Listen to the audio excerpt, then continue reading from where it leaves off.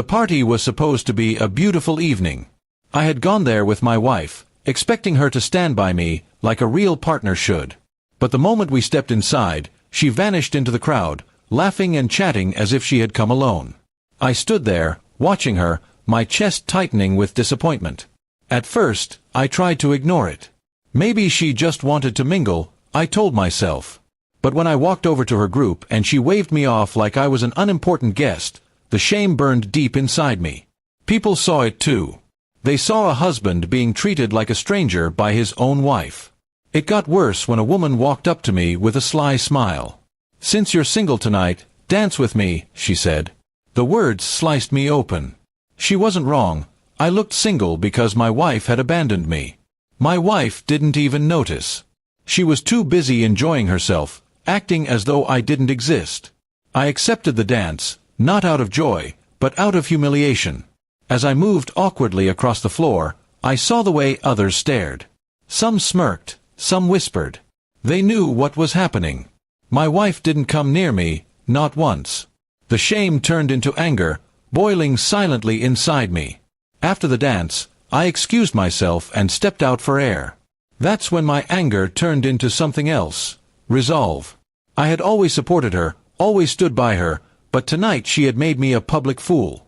If she wanted to treat me like I was invisible, then she was about to learn what it felt like to lose me completely. I walked back inside and spent the rest of the night quietly observing. She looked radiant, laughing with her friends, her glass of wine in hand, without a care for me.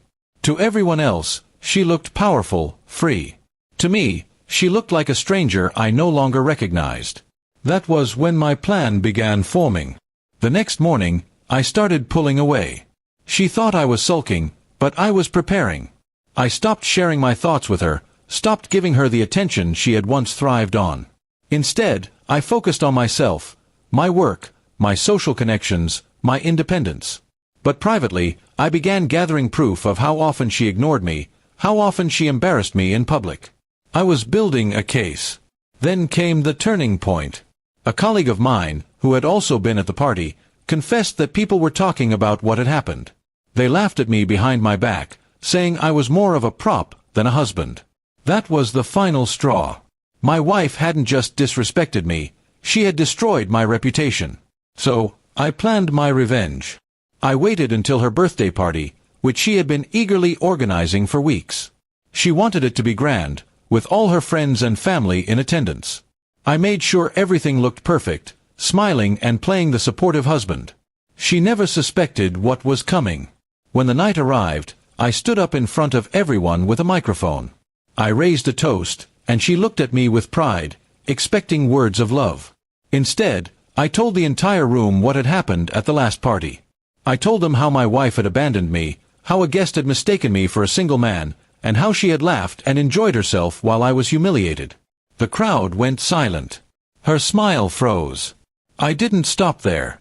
I pulled out the documents I had been preparing, evidence of her dismissive treatment, my lawyer's papers, and my decision to end the marriage. Right there, in front of her family and friends, I handed her the divorce documents. Gasps filled the room. She tried to laugh it off, tried to deny it, but no one was smiling anymore. The same people she had impressed by ignoring me now stared at her with pity and disgust. Her face turned pale as whispers spread through the hall. I left the party without looking back, leaving her standing there, humiliated in front of everyone she had wanted to impress. The same way she had humiliated me, I gave it back to her 10 times worse. That night, she wasn't the star of the show, she was the lesson. From that day on, I never saw her the same way again. She wanted to play games with my dignity, but I ended the game with my revenge. I walked away free, and she was left with nothing but shame, regret, and the memory of the night her own husband destroyed the image she worked so hard to build.